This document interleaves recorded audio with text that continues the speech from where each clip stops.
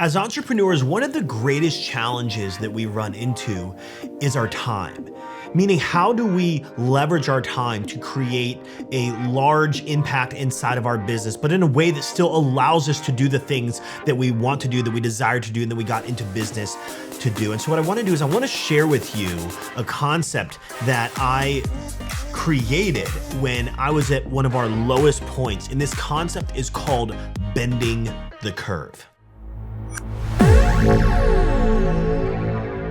About 6 years ago, I remember being at this moment when I am at my lowest.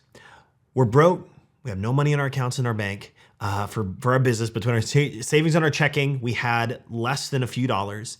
And I remember we were doing everything. My time was spread thin. Not only that, we're broke. I have no time on my plate. I'm on vacation with my family, and I am working and I am working and I am working. And this was a moment when I had to decide, what do I need to change in order to see the life that I want to see? And a lot of times when we're backed into a corner, when we feel like, when we feel stuck, and when we feel like everything in our business is not working, it is a good thing, because what happens is sometimes we have to be pushed to this moment of changing our philosophies and changing our beliefs and in adopting new things that we need to do in our life, or that we need to do inside of our business. And so this was a moment for me when I decided something has to change, and my time is always on the edge. We're doing a lot of things. We're doing hundreds of hours of different marketing efforts every month. I had 2 full-time staff that were doing all these marketing efforts, and they absorbed like 20 hours a week of my time, or still like 15 hours to 20 hours a week of my time, because I was providing feedback and I was still the visionary and still the direction on the marketing. And so because we only have a finite amount of energy to invest in our businesses, we have to be very intentional. And so I want to share with what we've been able to do in adopting a new mindset. What that means is I had to figure out, how do I create, and then there are 2 variables I look at in order to bend the curve. I look at variable number 1, which is impact, meaning is what I'm doing producing, how much revenue or results am I producing on a low to high scale? Because if variable number 1 is impact, then the second variable is resource. How much time and money does it take? And our jobs as entrepreneurs, and especially marketers, is to be as leveraged as possible, meaning we want to spend the least amount of resource, meaning time and money, and produce the greatest amount of impact, which is revenue or desired outcome. And so if that's the goal, then we have to think with the mindset of, how do we start to create that? And what I like to look at is I like to look at a chart. So if I have a chart, a line chart, and it's going vertically, I have impact, down at the bottom, in the bottom corner is going to be 0 impact, and going up is just more impact. And horizontally, I have resource, time and money that it requires. Most things are going to proportionally start to go up, meaning the idea of, as we invest more resource, we create more impact.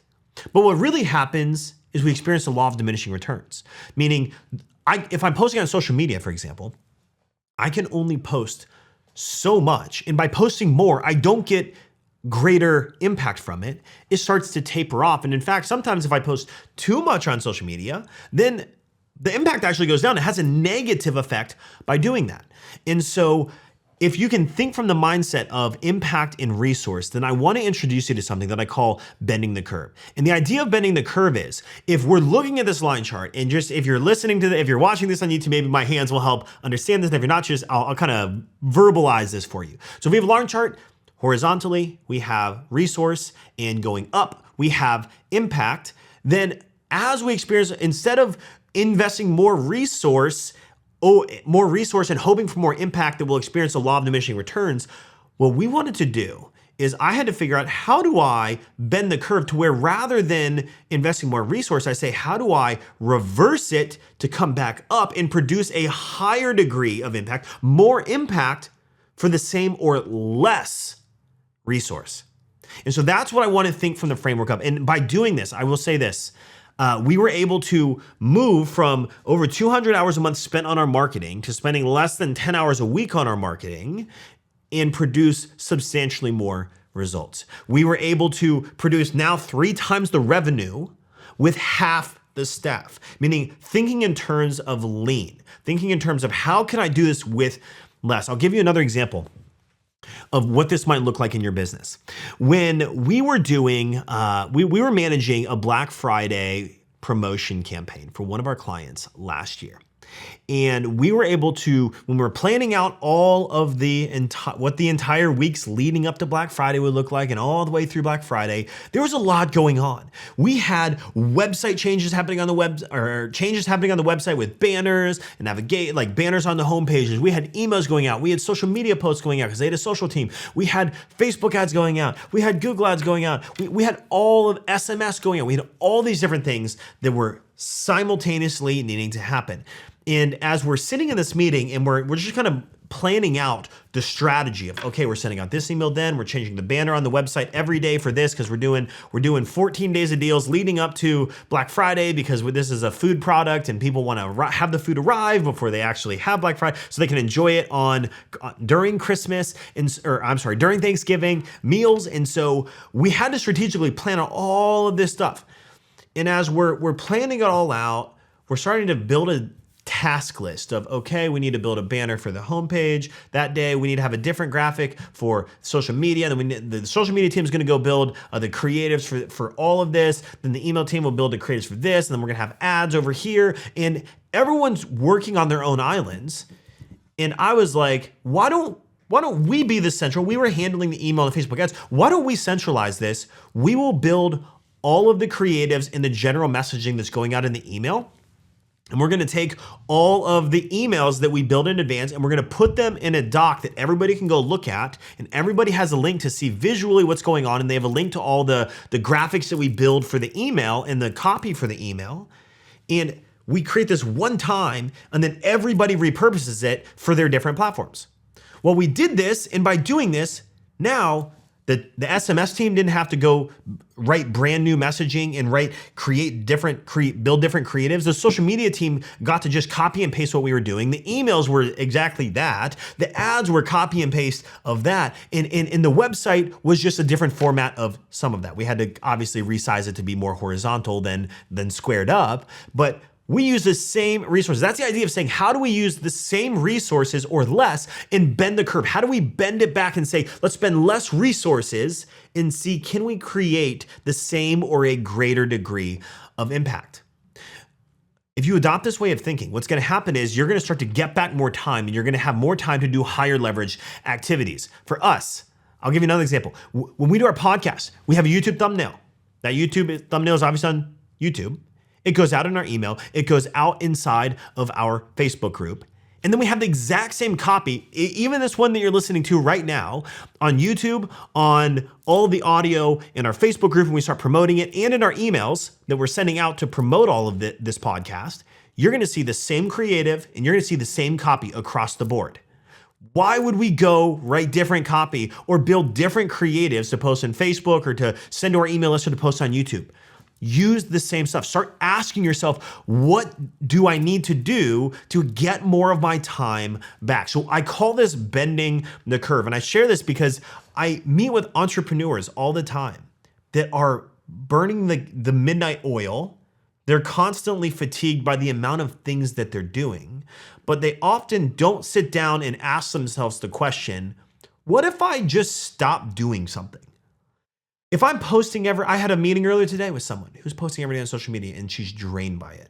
I'm like, what would happen if you started posting once a week?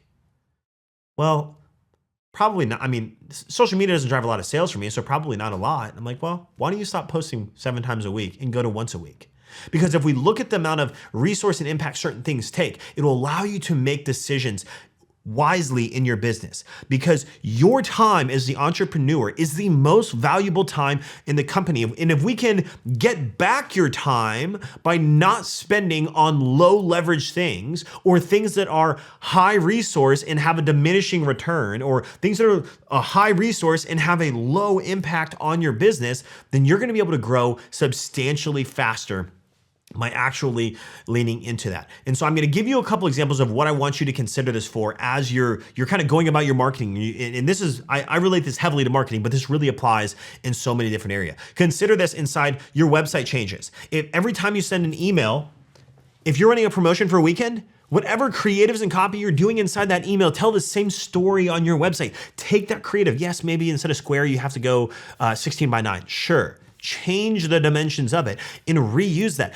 Every time you send an email, take that email creative and take the copy and the subject line and figure out a way to put that into a social media post. Maybe you have to tweak it slightly, but we're trying to get back our time. We're trying to say, we're trying to say, how do I spend less resource and produce the same or more impact? I'll ask you this. If you're in a niche, let's say you're a boutique clothing company, and you're constantly, yes, you work with a vendor that releases all kinds of new products all the time. Do you really need to be releasing 5 products a week? Or what would happen if you just released a couple, updated some products every single month and did a promotion for all the new products that were being released or the new collection that was being released for that summer? Do you have to do it just because you've been doing that? Ask yourself that question. Think of this when it comes to product development. Think of this when it comes to content creation and repurposing across the board. Think of this in all marketing efforts. Think of this in all operational, because if you can bend that curve, instead of spending more resource to try and get more impact, but rather say, instead of trying to invest more to get more, how do I invest less to get more? And if you can adopt this way of thinking, if you can challenge yourself to reuse, to make tiny edits, to repackage instead of building from the ground up, it'll change your business. I call this bending the curve, and I want you to think about that. How do I bend the curve in my business to create more impact for less resource? Thank you for listening to this. I know this was a short episode today. I just wanted to get this out here. We've been doing a boot camp the last week.